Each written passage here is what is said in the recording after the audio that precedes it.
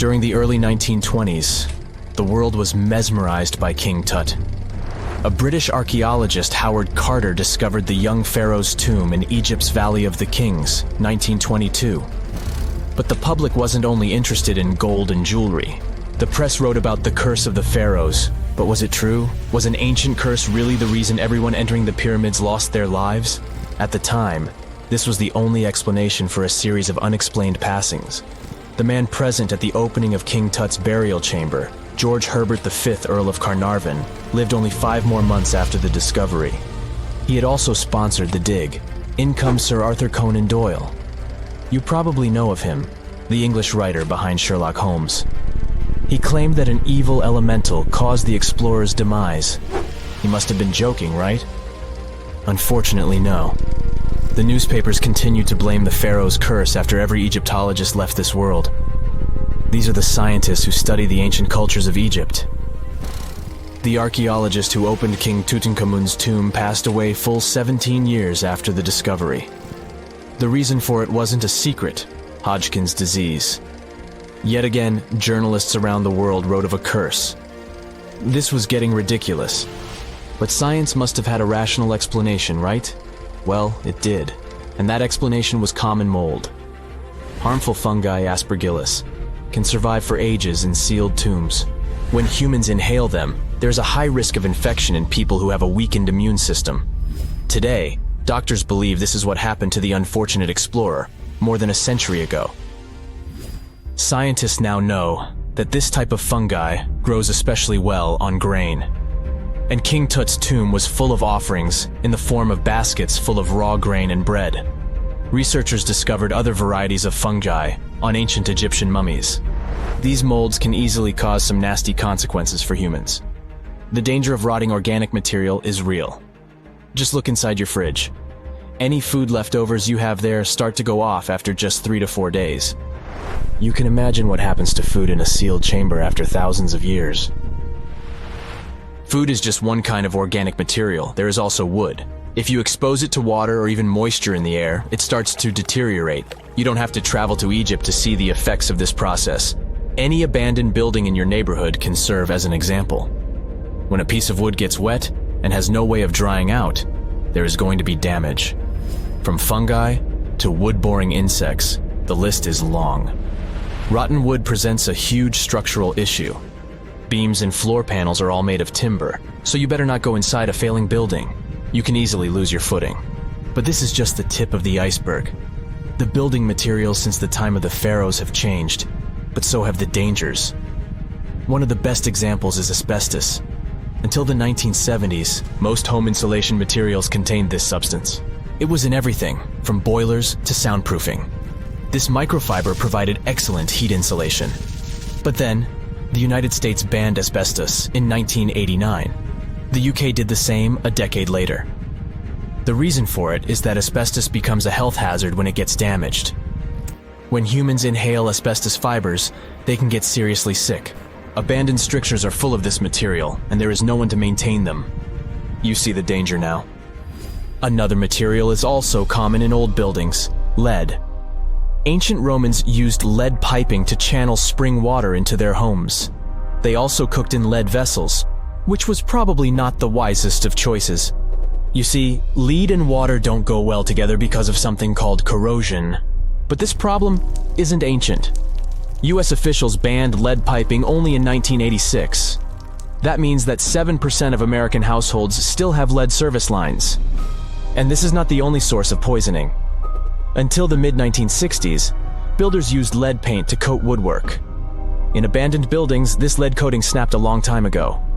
Anyone who touches doors and windows will disturb this lead dust and inhale it. The dust particles are at least visible to an unaided eye. This is not the case for carbon monoxide. This gas has no color, so you can't see it. It has no odor, so you can't smell it. No way to detect a carbon monoxide leak at all. And how does this dangerous gas usually escape? Poor maintenance. Well, abandoned buildings have zero maintenance. 1 second, you could be exploring an old factory, and the next you could feel dizzy with and have a terrible headache. These are just some of the symptoms of CO poisoning, the less severe ones. But what is the source? All it takes is for an old boiler to finally give way after years of neglect. We've reached an important question. What is the main factor in air quality inside a room? If you are thinking the level of oxygen, try again. It turns out that oxygen levels drop by only 0.3% in 8 hours inside an airtight room. This is a room in which doors and windows are sealed with tape, so the decrease is even smaller in normal conditions. Oxygen isn't the main problem. The levels of carbon dioxide rise sharply inside a sealed room. This is the direct result of human breathing. We inhale oxygen and exhale CO2. Think of it as a waste gas. Normally it's only a tiny portion of the air we breathe, 0.04%. But in a sealed room, high levels of carbon dioxide will make you feel drowsy. And that's the last thing you need when inside a dilapidated building. Carbon dioxide will decrease your ability to think clearly. Researchers from Harvard did an interesting study in 2016. They had office workers come in 6 days in a row to complete a problem-solving test. During the week, they gradually raised the carbon dioxide levels in the mock-up office. The results of the same test kept getting worse over time. There are many factors at play, but CO2 levels definitely had an impact on the workers' problem-solving ability. The test took place inside a typical office environment, not inside a crumbling building where visitors must watch their every step. When I say visitors, I really mean trespassers, and trespassing is a criminal offense in the United States. This goes both for private and public property. If you defy the law, you can be fined up to $5,000 or even face lockup time. That should make you think twice before jumping over a fence with a no trespassing sign. But again, you might not be the only one inside. You can never know who else is in the building. Perhaps a person up to no good? It doesn't have to be a person at all. Animals can pose a threat as well. You would be startled if you saw a rat, for example. But the poor animal would be scared as well. It might bite you. The list of diseases rats carry is pretty long. But rodents' teeth can cause other forms of damage. They grow constantly, so the animal has to constantly nibble on something to stop them from overgrowing. If you ever felt peckish at 1 a.m., you know the feeling. Electric cables are high on the rodents' menu. Abandoned buildings have plenty of those. Old wiring is dangerous on its own. Structures erected before 1984 often used wires made out of aluminum. Today, copper is the standard because an aluminum wire is 55 times more likely to catch on fire than a copper one. Flipping a switch in a rundown building can cost you your life. Be on alert for telltale signs that something is wrong. Lights that flicker, sparks from sockets, and the smell of smoke. And yeah, don't count on an earth cable to protect you from electrocution. Ground cables became standard only in the 1960s. When you hear the word mummy, you might get a chill down your spine. That's because most of us associate this word with those creepy characters we've seen in some scary movies. But in reality, mummies have helped us understand a lot about ancient civilizations, their rulers, and about how people used to deal with losing their loved ones. The people most famous worldwide for their mummies are the ancient Egyptians. They believed that some sort of existence after passing away was possible, if certain conditions were met. That's why they insisted on preserving the human body through the process of mummification and placing the mummy in a furnished tomb. Kind of like giving it a fully functioning apartment of its own. Why did they believe in this? Well, because they were deeply connected to their natural environment for the most part. They saw the natural cycles around them, like how the sun rose every day, followed by the moon, or how new life was always sprouting from plants, even after they had wilted away. They also believed that the powerful spirit Osiris, who represented the cycle of passing away and resurrection, played a role in this process. To prepare for the afterlife, the ancient Egyptians followed certain rituals, like mummification, which involved using materials like honey, resins, and incense to preserve the body. There's no other mummy more popular than that of King Tut. He was a young pharaoh who ruled over 3,000 years ago in Egypt. The problem with discovering ancient royal tombs is that most of such burial sites were previously robbed. People knew ancient rulers had been left with many valuable belongings, so those locations became vulnerable to thieves. When King Tut's tomb was opened in 1922, People were excited because it had not been robbed, like many other previously discovered royal tombs. That's how well hidden it was. Inside, his mummy was encapsulated in a total of 3 coffins, including one made of gold.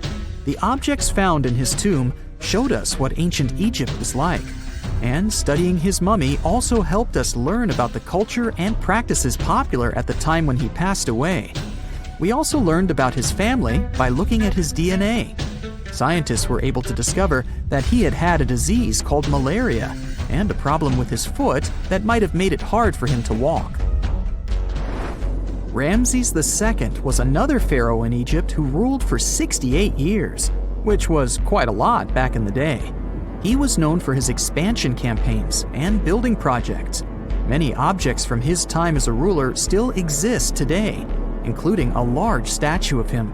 Ramses II was about 6 feet tall and lived to be about 90 years old.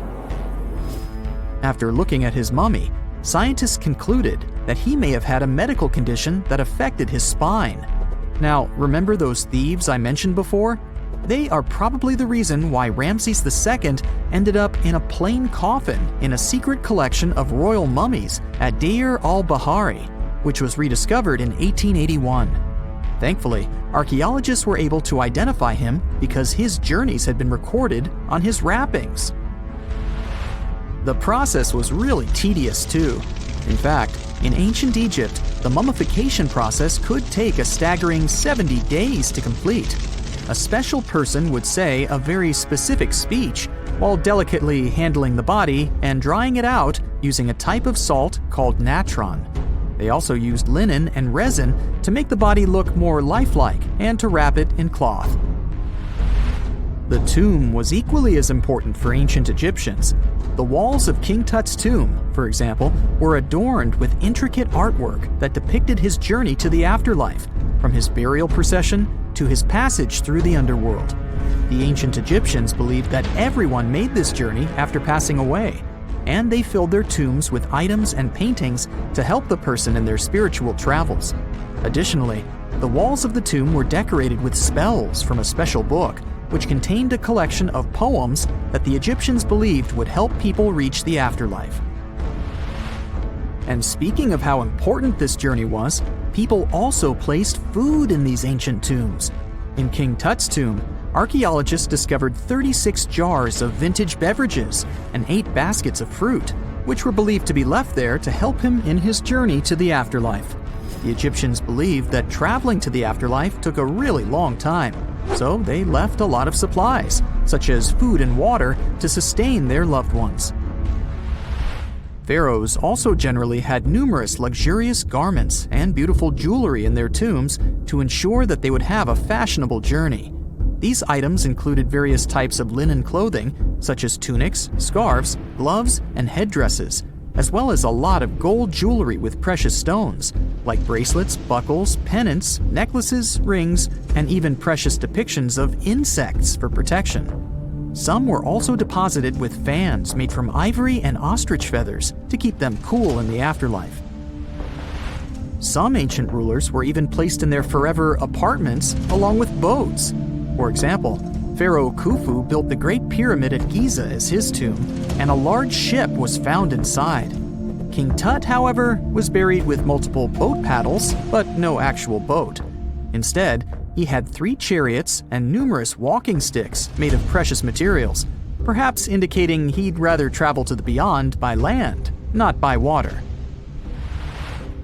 Amongst the most interesting objects found near ancient mummies are bottles of oils and perfumes. If rulers were supposed to be fashionable, why not smell nice too, right? Also, some of them had some ancient kinds of board games, most of them made out of precious materials like gold or ivory. One of those games was called Senet. It was very popular amongst the ancient Egyptians and very similar to modern-day chess. The ancient Egyptians may have the most famous mummies out there, but they weren't the first to invent the procedure. In fact, it all started in South America with an ancient civilization named the Chinchorro. As far as we know today, these people were the first to mummify their loved ones that had passed away. They did it somewhere around 2,000 years before the Egyptians started their own rituals. Sure, we can tell a lot about ancient rulers by studying these mummies, but until recently, we had no idea what they really looked like during their lifetime. Not so long ago, though, some very special mummy paintings were found by archaeologists studying ancient Egyptian objects. These mummy portraits are highly detailed paintings of individuals that were made while they were still alive. Such paintings were often painted on wood, as opposed to the classical portraits we all know about, which are painted on canvas. They are known for their realism and beauty, and have even been used by researchers to diagnose diseases by comparing them to the corresponding mummies. Some of these portraits also include depictions of jewelry, which was later found on the mummies. The recent discovery of these mummy portraits in Central Egypt is significant, as it marks the first time in over a century that such paintings have been found. Mummies appeared all around the world naturally, too.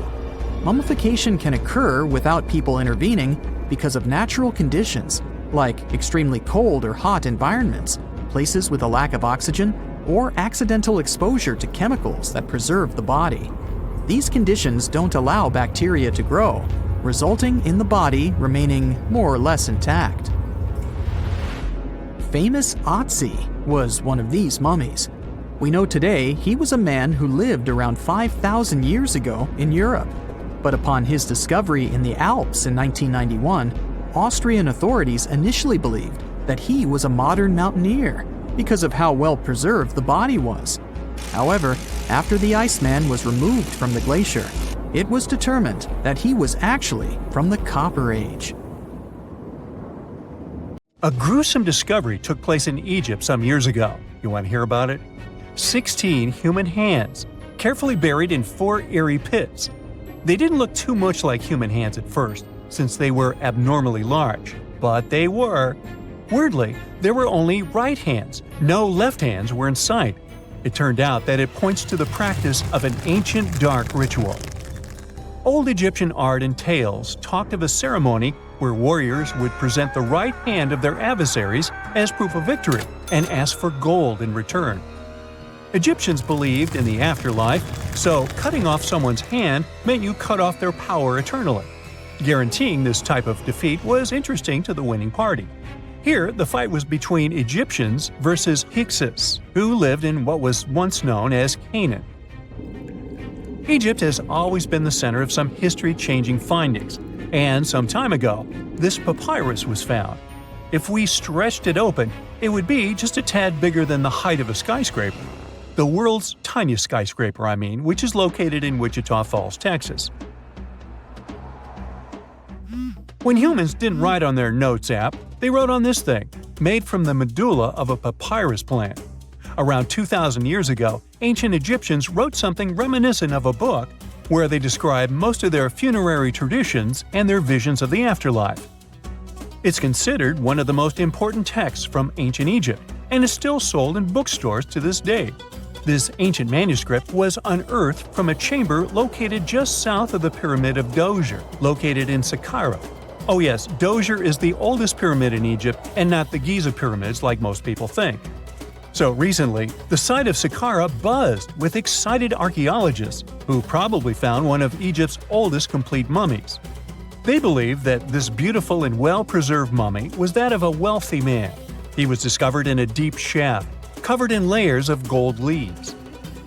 There are many symbols that show he was an important and wealthy man, like the band he wore on his head, the bracelet on his chest, and the fact that he was embalmed with a tunic, which was reserved for Egypt's finest. The most exciting part of the entire discovery was finding the resting place sealed with mortar, just as the ancient Egyptians had left it 4,300 years ago. Now this may sound weird, but back in 2008, archaeologists discovered a missing pyramid. Now it went missing because it deteriorated over the span of 4,000 years. Today, you can only see its base. It was a pretty important site back in ancient times. It is said that around the area of the pyramid, the ancients hosted a special type of ceremony where high priests would carry mummified remains of sacred bulls. Now here's a fun fact. Ancient Egyptians believed that Apis bulls were earthly incarnations of the city deity of Memphis and was connected to rites of fertility. It wasn't just any Apis bull, though. They needed to be all black, with a single white mark between its horns and a bunch of very specific characteristics. They were selected by the local priests and honored until they passed away. After that, they were mummified and buried in underground galleries. Meanwhile, this missing pyramid sort of disappeared around the 1800s. It was a German archaeologist who first found it in the village of Saqqara. He called it the Headless Pyramid when he first found it. But then, years after the official discovery, the desert sand came along and covered the whole thing. There were some excavations between the 19th and 20th centuries, but they weren't too systematic. That's why scientists were so thrilled when they dug an entire pyramid's base after removing the 25-foot mound of sand that was covering it. Oh, and it turns out American archaeologists are excavating a cemetery in Egypt that could contain over 1 million mummified bodies. So far, archaeologists have dug around 1,700 mummies. One of the main differences from other classic Egyptian mummies is that these people weren't kings and pharaohs. They were commoners that most likely lived about 1,500 years ago, when Egypt was controlled by the Roman and Byzantine empires. The name of the cemetery is cool, though, the Way of the Water Buffalo, just in case you want to check it out on your next trip. Other than bulls and buffaloes, ancient Egyptians also liked baboons. Are you seeing a pattern here? In the beginning of the 20th century, archaeologists discovered a site filled with mummified baboons in a place called, guess what, the Valley of Monkeys. An animal wouldn't have been mummified if it wasn't considered important. Certain animals were more important than others, since they were linked to specific deities. Jackals were connected to Anubis, the ancient god of the afterlife, and cats were likened to the female deity Bastet. Baboons were a pretty big deal, since they were believed to be connected to Thoth, the deity of wisdom and advisor to Ra, one of Egypt's supreme deities. The archaeologists who studied these animals weren't too happy. They think these baboons were kept inside and were deprived of sunlight for most of their lives. They had extreme vitamin D deficiencies and they were poorly fed. Maybe Thoth got angry with these baboon keepers. Just a guess. Since there's never a boring day for archaeologists in Egypt, they also found human mummies with golden tongues. Since Egyptians were all about the afterlife, they believed that golden tongues might help a person speak once they pass to the other side. I mean, it's a long shot, but hey, why not? Some of these mummies were placed in wooden coffins with goods, such as necklaces, pottery, golden artifacts in the shape of lotus flowers and scarab beetles, and iPhones. Just kidding. A new temple was also unearthed recently in Egypt. Scientists believe it was dedicated to honor Zeus Cassios. That deity would be a cross between Zeus, the almighty Greek deity of the sky, and Mount Cassios. While digging around the Sinai Peninsula in Egypt, archaeologists spotted 2 pink granite columns poking out of the ground, and bingo. They believe these columns represented the temple's front gate and collapsed during an earthquake many years ago. And speaking of deities, there weren't only super serious deities. Recently, scientists unearthed a golden ring in a city south of Cairo.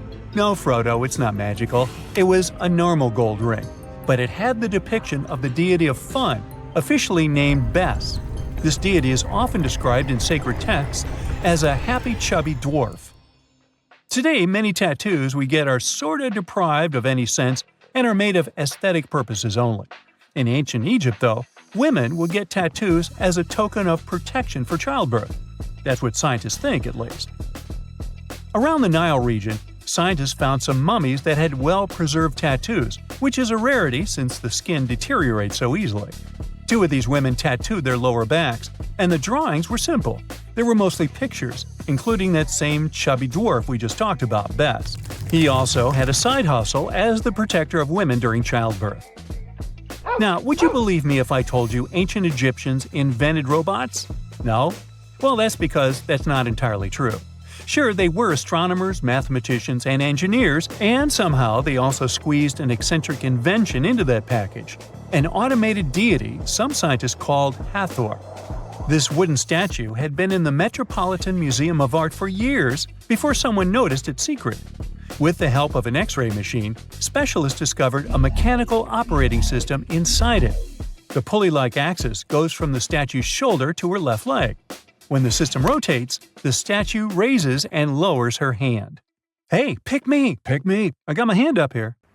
Most people know that pyramids were built as grand tombs for the pharaohs, designed to ensure they had a smooth journey to the afterlife. The Great Pyramid of Giza, for instance, was constructed for the pharaoh Khufu. But what most people don't know is that this whole pyramid building trend started right here, with the step pyramid of Djoser, about 4,700 years ago. This massive structure was built for Pharaoh Djoser, a ruler from Egypt's 3rd dynasty. It rises 7 layers high above the ground and stands about 200 feet tall. We think of it today as a phenomenal architectural project, but for ancient Egyptians, the step pyramid of Djoser turned out to be more like a massive experiment, a trial run, if you will, to perfect their building skills before they moved on to even more ambitious pyramids. Reaching new heights is super exciting, but the real mystery is what is going on below the ground. In this pyramid's underground labyrinth, there is a network of tunnels stretching about 3.5 miles long, and some researchers believe these tunnels might have been part of a sophisticated water system that could completely change what we think about pyramid construction. Let's talk about this massive complex located in Saqqara. Surrounding the pyramid, there's what's known as a dry moat, a continuous trench that is up to 164 feet wide and almost 2 miles long. It forms a sort of rectangular shape around the pyramid. This trench has an average depth of about 65 feet. Now, if you were to add up all the earth and rock they dug out to create this moat, it would be about 10 times the volume of the step pyramid itself. For the longest time, people just assumed this trench was nothing more than a huge quarry, a place where they dug up stone and clay to build the step pyramid. Makes sense, right? But when you take a closer look, it doesn't add up. The trench is too narrow and deep to be practical for mining, and its layout doesn't match anything we know about ancient Egyptian quarrying methods. Plus, some sections of the trench are actually covered with a rocky ceiling, which would have made it nearly impossible to use as a quarry.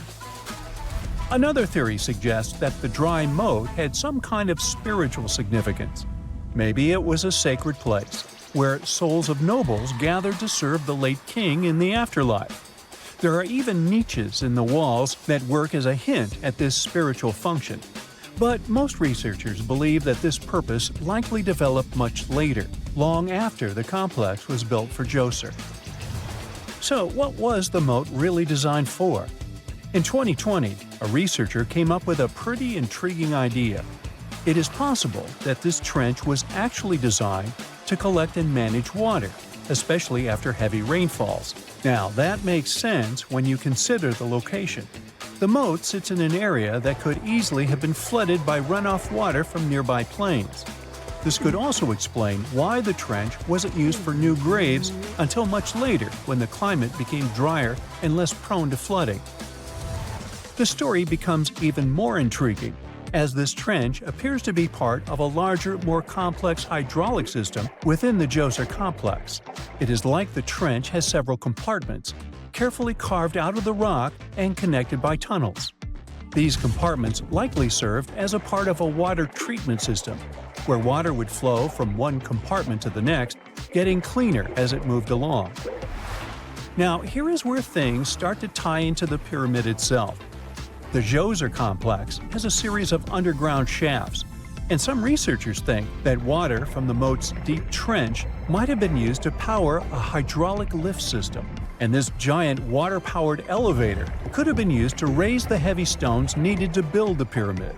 It worked like a volcano, but instead of lava, water did the heavy lifting. Imagine a big deep hole in the ground at the center of the pyramid site. Inside this hole, there was a huge wooden platform, kind of like a giant raft that could move up and down. When the workers wanted to lift a heavy stone, they would fill the hole with water.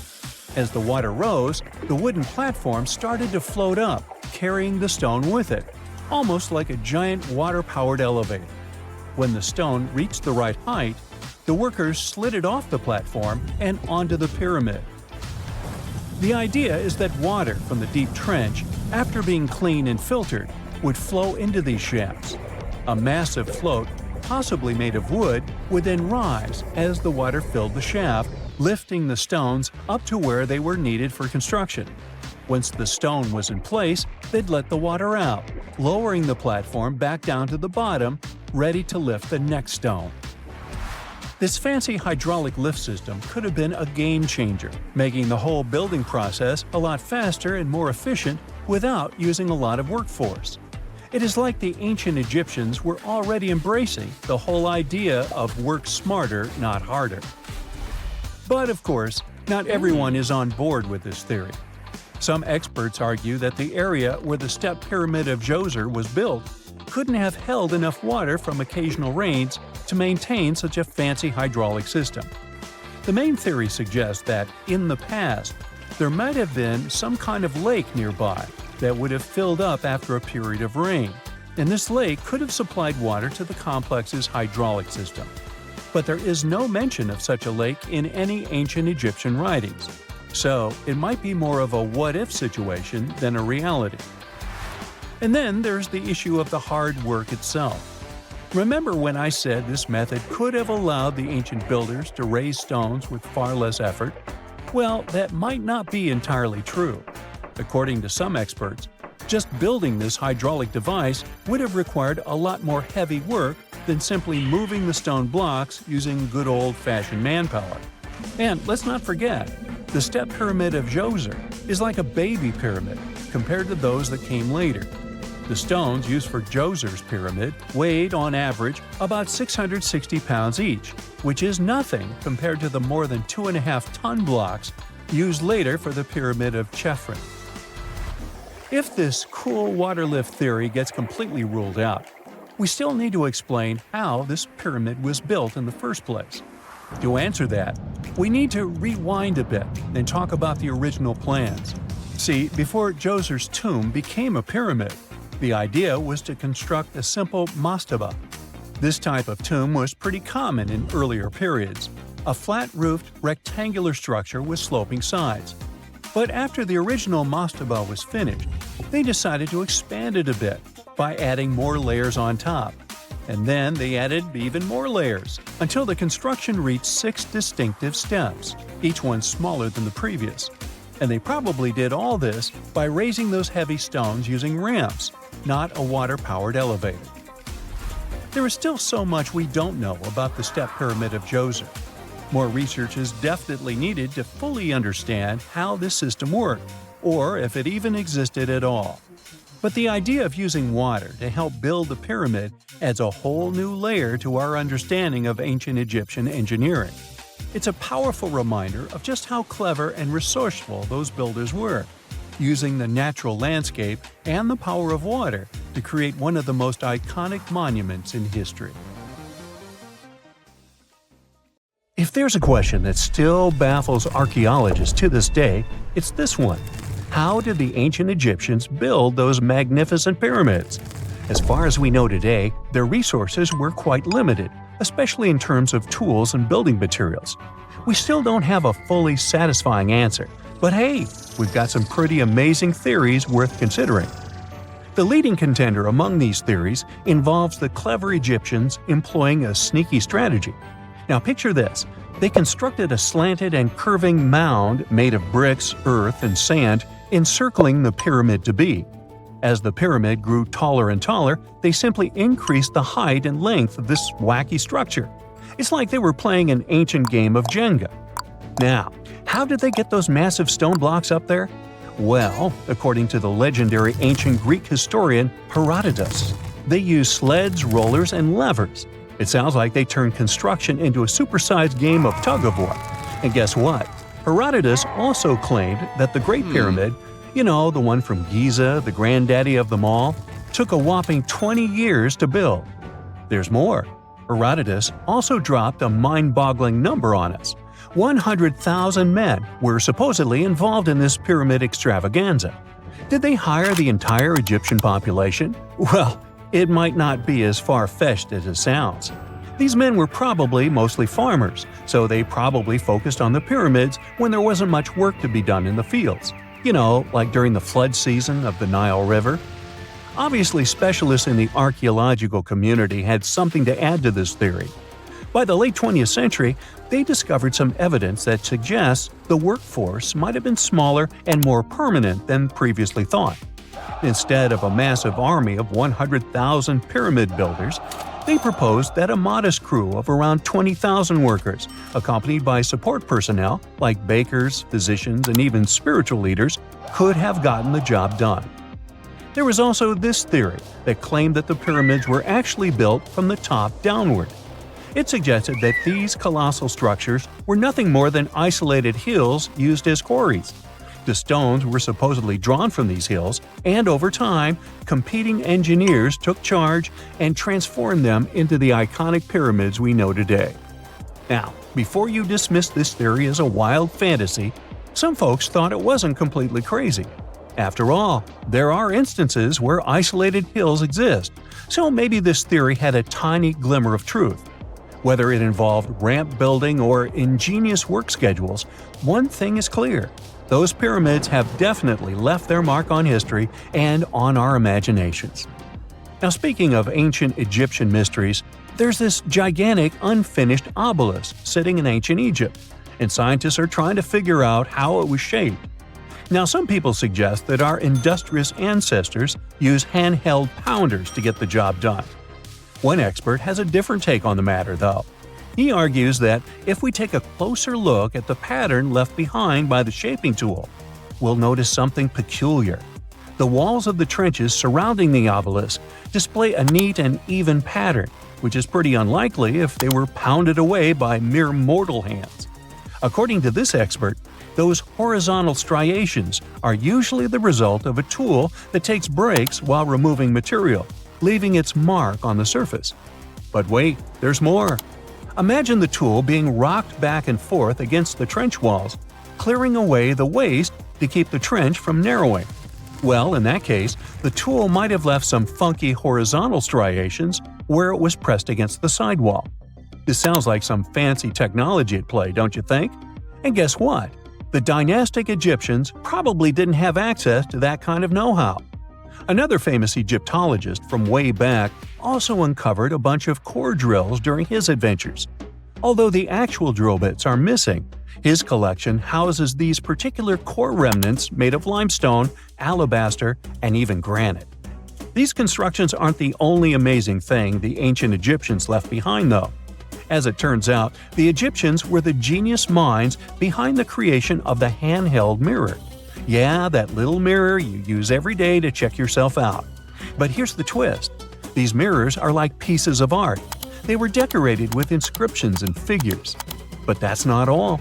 The Egyptians had a serious concern with their appearance. They knew the importance of personal hygiene and looking fabulous. So, in their quest for pearly whites, they invented toothbrushes and toothpaste.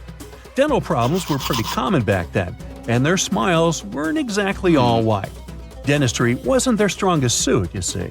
Maybe their minds were distracted by all that pyramid building. So that doesn't mean those ancient toothpaste recipes weren't amazing. One delightful concoction included rock salt, mint, dried iris petals, and pepper. Some brave dentists in the 21st century tried it out, and it worked pretty well. Ground-up ash was also used in another recipe to create a tooth cleansing paste. Mint was missing, so that didn't do much for their breath. That's when the genius Egyptians came up with the world's first breath mints. They made tablets from heated spices like cinnamon, and they mixed it with honey. Now, let's shift gears to home decor, Egyptian style. They surely took ornamentation to the next level. While the concept of decorating furniture started in Mesopotamia, the Egyptians cranked it up a notch. They went all out with different colors of ink and even developed various weights of paper. Oh, and let's not forget about those cute little area rugs we all have in our homes today. Guess who came up with the idea? Yep, the Egyptians. They used the versatile papyrus plant to make those cozy rugs. And speaking of trends, the Egyptians loved their knickknacks. They had an assortment of small figurines in the shapes of cats, dogs, and people. These statues were made from various materials, like simple sun-dried mud to the ultimate bling of gold. It all depended on how loaded you were. The Egyptians were also all about farming, and they knew that clean water was crucial for their crops and animals. That's why they came up with some nifty inventions and techniques to make sure their land was fertile and their plants were happy. First off, they had the genius idea of using ox-drawn plows. They had two types of plows, heavy and light. The heavy plow would strut its stuff, cutting deep furrows in the soil, while the lighter plow followed behind, fluffing up the earth. But they didn't stop there. After plowing, the Egyptians would break up clumps of soil and sow the rows with seeds. To give those seeds a good old squish into the furrows, they'd march their livestock across the field, effectively closing up the furrows. But hey, all that hard work would be pointless if their seeds were as dry as the Sahara. That's where irrigation comes into play. The Egyptians were so good at it that other cultures, like the Greeks and Romans, couldn't help but copy their techniques. Now let's switch gears and talk about the marvelous architecture of ancient Egypt. These folks weren't just skilled farmers, they were also architectural maestros. They built these fancy canals to carry water to farms and villages, and boy, did they know how to make those canals look pretty. Just imagine strolling along a canal lined with ornate structures. The pharaoh Ramesses the Great was quite the overachiever when it came to construction. One of his mind-blowing creations was the construction located at Abu Simbel. This building was designed so that twice a year, the sun would shine directly into it and illuminate the statues of Ramesses. And let's not forget about the corbelled arch. Without this architectural gem, we'd be missing out on some mind-boggling structures like the Great Pyramid. The Egyptians knew how to make things stand tall and proud, thanks to their engineering and construction wizardry. They built grand halls and inner sanctums that make your jaw drop. And some of these temples doubled as astronomical observatories. In 1850, French scientist Auguste Mariette went to Egypt looking for manuscripts, but accidentally found a head of a sphinx sticking out of the dunes. He cleared the sand and figured out the sphinx was guiding the entrance to some underground construction. Several months later, he finally entered the Serapeum of Saqqara. Inside, he found an enormous granite sarcophagi with remnants of 64 bulls. Scientists are still amazed by the tech that the ancient Egyptians used to transport those enormous boxes. The Serapeum was built around the year 3000 before the Common Era. It was an underground tomb built to honor the sacred Apis bulls of ancient Egypt. It had a long hallway, almost 500 feet long, with giant stone rooms on both sides. Some of the sarcophagi weighed as much as 50 average cars, and all of them were made with super precision with exact 90-degree angles. These sarcophagi were beautifully decorated with hieroglyphs and carvings that told stories about the lives and importance of the Apis bulls. Now, there are 24 sarcophagi left. In ancient Egypt, Apis bulls were very special animals connected to the deity Ptah. They thought the bulls carried Ptah's spirit and wisdom, helped the pharaoh, and protected the Egyptians. Priests looked for special markings on young bulls to find Apis bulls. It could be a white triangle on its forehead, which symbolized divine light, a shape on its back like a vulture's wing, and a scarab shape under its tongue, which stood for rebirth. If a bull had these signs, they believed it was chosen by Ptah and treated it like royalty. The chosen bulls lived in a special temple in Memphis, the city where they worshipped Ptah. They received the best care and offerings from visitors who wanted their blessings. When an Apis bull passed away, it was treated with great honor and mummified. When Mariette entered the Serapeum, he noticed traces of rollers on the gallery's floor and found 2 wooden horizontal winches. Each had 8 levers. Later, other explorers saw double rails. The burial chambers were lower than the hallway floor. To get the boxes into place, workers filled the chambers with sand so the sarcophagi could be rolled in straight. Then they slowly removed the sand to gently lower the boxes into perfectly cut spaces in the bedrock. A carved stone sign found in the Serapeum said it took 28 days to move just one sarcophagus and its lid into its spot during the time of Ptolemy II. The extreme precision of the sarcophagi with 90-degree angles also has an explanation. Ancient Egyptians wrote texts, or rather, papyrus, on geometry a long time ago. It shows that they knew the approximate number pi and could calculate the volume of a pyramid with its top cut off. If they could figure out complicated math like that back then, it makes sense that they could also carve perfectly flat surfaces 500 years later.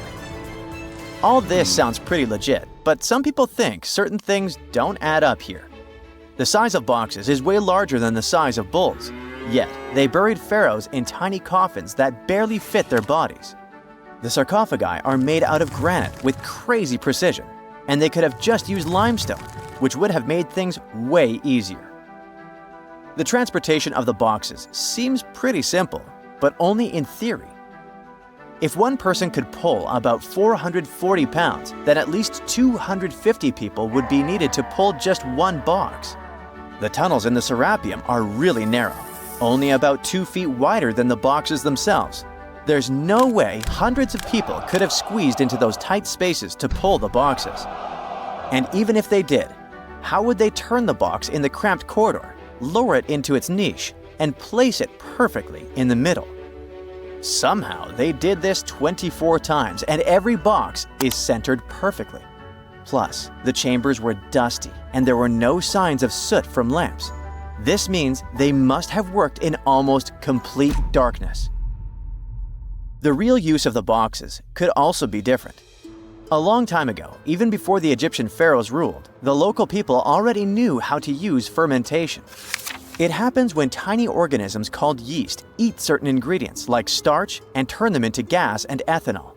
So someone in ancient Egypt probably put food like barley, bread, and even meat inside a giant stone box, then closed it tight with a heavy lid. These stone boxes, carved from granite, were so precisely made that they were almost completely sealed, so nothing could escape from it. As the yeast inside the box started working, it created more and more CO2 gas. It built up pressure inside the box. The granite boxes were incredibly strong. They could handle more pressure than a car tire can hold.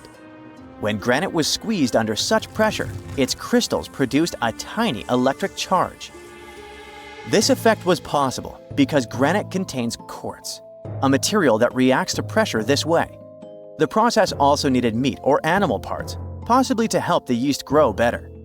Meat contains something called oleic acid, which yeast needs to keep growing and to survive the bad effects of the ethanol it produces.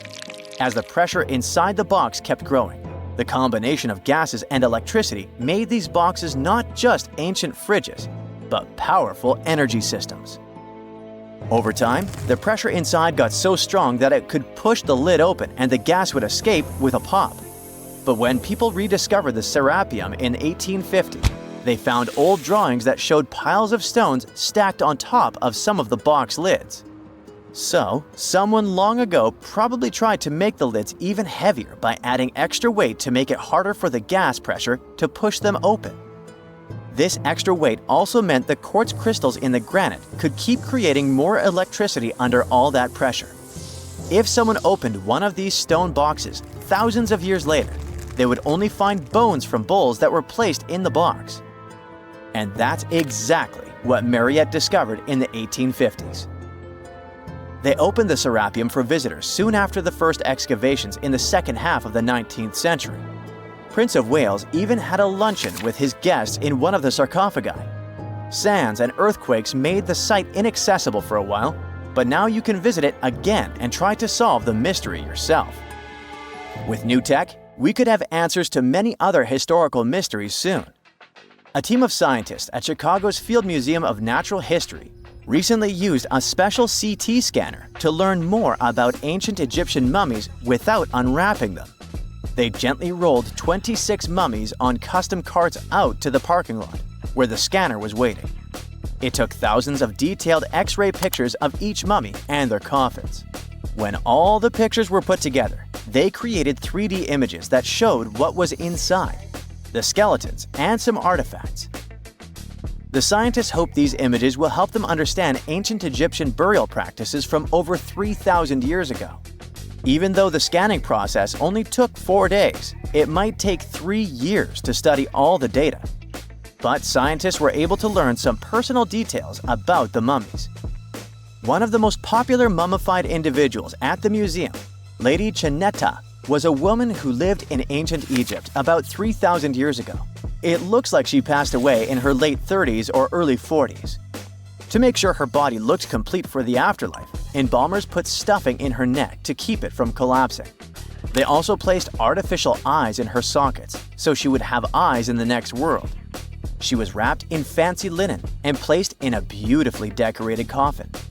The scans revealed that it had been carefully crafted with a slit at the back, which embalmers used to fit the body. There were also some artistic details on the surface, like markings for her knees. It looks like her burial was on the scale of a high-end luxury car. Miles and miles of yellow sand, treeless mountain ridges, and scorching hot sun over your head. And suddenly, something you'd never expect to come across in a barren desert. A small group of overexcited people. They're as happy as you would be if you'd won a lottery. They've just found an ancient tomb, once flooded with its walls in bad shape. But the stuff they discovered inside proves that this is the burial site of one of Egypt's most mysterious pharaohs. Historians have been hunting for his tomb for years, but no one expected it to hide ancient treasures. Fast forward. After careful examination of the site, Egyptian officials have announced the discovery of the tomb of King Thutmose II. It's the last missing tomb from Egypt's 18th dynasty. And this is also the first royal tomb found since King Tutankhamun's was discovered in 1922, in more than 100 years. A team of Egyptian and British archaeologists found the tomb in the Theban Mountains area, west of Luxor, near the famous Valley of the Kings. Before this, the site was only known as Tomb C4, but during their excavation, the team found clear evidence proving it belonged to King Thutmose II. Archaeologists actually found the entrance and main tunnel leading to the tomb in 2022. But at first, they thought it belonged to a queen because it was near the graves of Thutmose III's wives. It was also close to Queen Hatshepsut's tomb. Originally, it was prepared for her when she was just a royal wife. But everything changed when she became pharaoh. But we'll talk about this twist of fate a little later. But soon they realized that their discovery was much more significant. They found alabaster jars with Thutmose II's name and the words "deceased king" written on them. That's when they realized that the tomb was actually his final resting place. Sadly, Thutmose II's tomb has seen better days. According to the head of Egypt's antiquities sector and the leader of the Egyptian excavation team, the tomb suffered major damage from ancient floods not long after the pharaoh's death. Water swept through the burial chamber, likely destroying or displacing many of the original artifacts. Much of what had been once inside the tomb was moved elsewhere in an attempt to salvage it. The researchers found out that the tomb had a basic design, with an entrance, a sloping main corridor, and a burial chamber.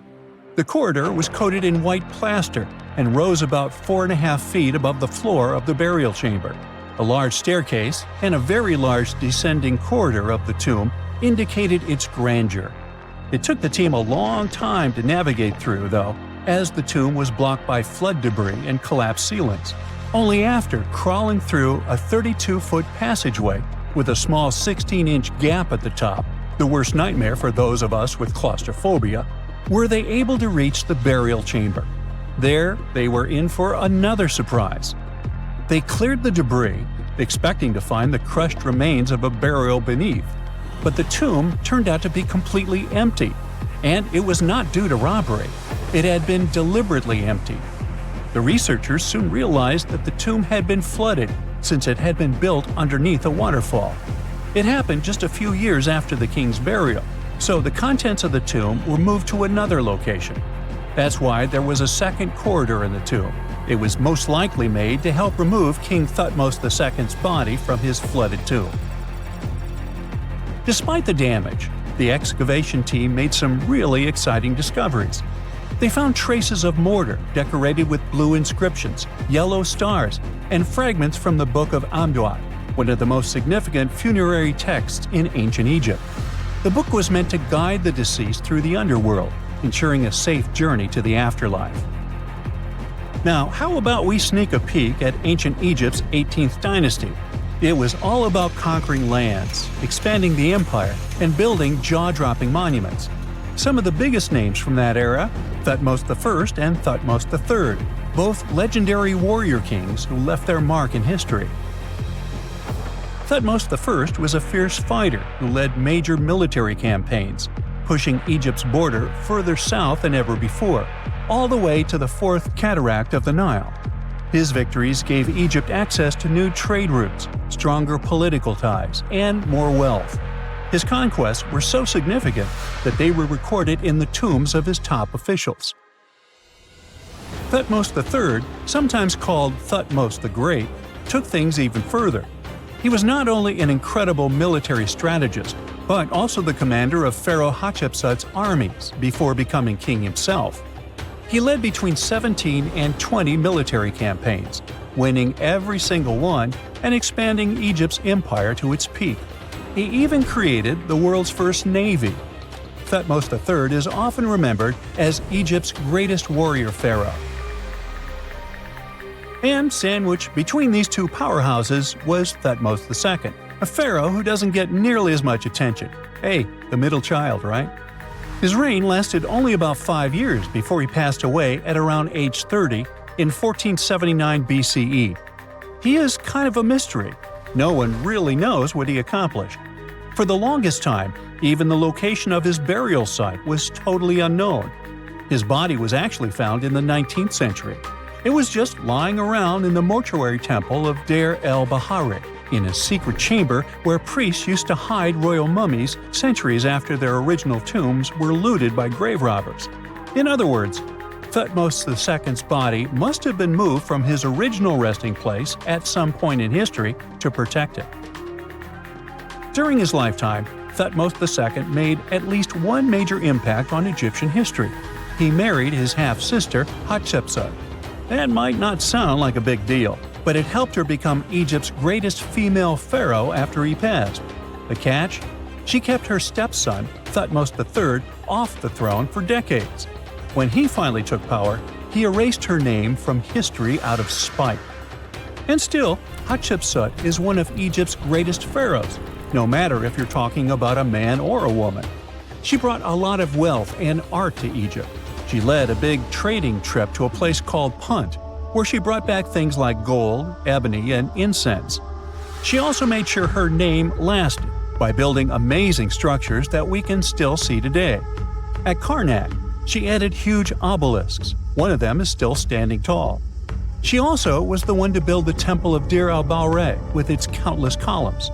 She was buried there. Interestingly, Hatshepsut was often shown in art as a man, with muscles and a beard, like how pharaohs were usually depicted. But she made sure there was always something in the artwork that reminded people she was a woman, like calling herself Daughter of Re, or His Majesty herself. When she passed away in 1458 BCE, Egypt wouldn't have a female ruler as powerful as her until Cleopatra, about 1400 years later. According to Egypt's Supreme Council of Antiquities Secretary General, isn't that a mouthful?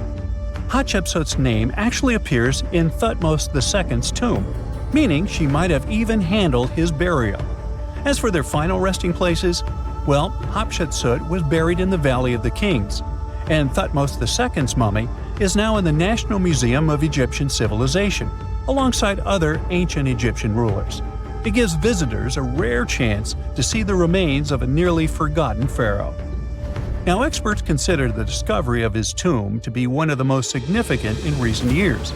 The artifacts found there add important details to our understanding of the history of the region and Thutmose II's rule. And even though the tomb's design is fairly simple and follows the same architectural style preferred by later Egyptian rulers, its historical importance is undeniable. In any case, the mission isn't over yet. Archaeologists are now focusing on solving another mystery. Where did the rest of the tomb's contents end up? The team is determined to continue their search. Who knows what other secrets they will uncover that have remained hidden beneath the sands for thousands of years.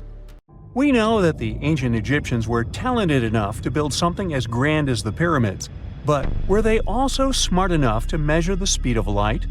There's a theory circulating online that says exactly that. If you look at these two numbers, you'll see that they match completely. The first one is the speed of light in a vacuum measured in meters, and the second one is the latitude of the Great Pyramid of Giza. So, was it done on purpose, or is it just a coincidence? Well, happily, we can tell you that it's actually just a coincidence, not another conspiracy thingy. The Great Pyramid is just one of the many places in the world that share the same latitude. And more importantly, even if the ancient Egyptians had somehow measured the speed of light and chosen to keep it a secret from the rest of the world, they wouldn't have used meters to put it down. Meters were only defined at the end of the 18th century. The builders of the pyramids used a different unit of measure called cubits. 1 cubit is equal to 1.5 feet. Cubit was based on the length of the arm from the elbow to the tip of the middle finger, and it became popular in the ancient world. So if they wanted to impress the rest of the world and set the pyramids at a point that matched the speed of light in cubits, they would have to build their iconic constructions somewhere in Europe. And then the Danish astronomer who first measured the speed of light in 1676 would have been really upset to know that someone had done it centuries before him. So, although they were ahead of their time in many aspects, the ancient Egyptians never measured the speed of light or used longitude and latitude to map their locations. The base of the Great Pyramid of Giza might seem like a perfect square, but it's actually an 8-sided structure, not 4-sided. Each of its 4 sides has a subtle concave indentation that splits it evenly from base to tip. The official version is that a British pilot was the first to notice it in 1940 while flying over the pyramid. He took a photograph that showed shadows highlighting these indentations. Some people think these lines are only visible from above and can best be seen at dawn and dusk during the spring and autumn equinoxes. This has led to a freaky theory that the ancient Egyptians might have designed the pyramids to communicate with something looking at them from above. Now, the Great Pyramid is one of only 3 pyramids that used to have a swivel door. It weighed around 20 tons, but they could still easily open it from the inside. Its precise fit made it nearly invisible from the outside, with no visible latch or handle. There were only slight variations in the exterior stone that gave out an opening. The other 2 pyramids with similar doors belonged to Khufu's father and grandfather. The Great Pyramid also has a hidden void at least 100 feet long that was only found in 2017. We still don't know what lies within the space, what purpose it served, or if it is the only space of its kind. Researchers used the same tech to see through cathedral walls, Mayan pyramids, and even volcanoes. It depends on a natural shower of subatomic particles called muons. They pass more easily through empty space than through solid materials. So if they arrange multiple muon detectors around a structure, scientists can map out its solid and empty areas. A team of scientists placed muon detectors inside the Great Pyramid and allowed them to gather data for months. Scientists have analyzed samples of the mortar used to build the pyramids many times. Although we know its composition, modern technology still can't replicate it. The mortar is mostly made from processed gypsum, but it wasn't used like the cement we use for bricks today. Instead, they used it to support the joints between the massive stones as they were set in place. The estimated amount they needed to construct the Great Pyramid was around 500,000 tons of mortar. The gypsum mortar is stronger than the stones themselves and has held up for thousands of years. Now, all 4 sides of the Great Pyramid are aligned with the cardinal points – north, south, east, and west. According to geologist and engineer Glenn Dash, the alignment is accurate to within 4 minutes of arc, or 1/15th of a degree. The architects managed to achieve this without modern tools like drones, blueprints, or computers. Many researchers try to explain this construction miracle. Maybe they used the pole star or the sun's shadow.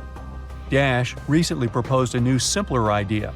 The Egyptians might have used the autumnal equinox to align the pyramids. It happens twice a year when the Earth's equator passes through the center of the Sun's disk, making day and night nearly equal in length.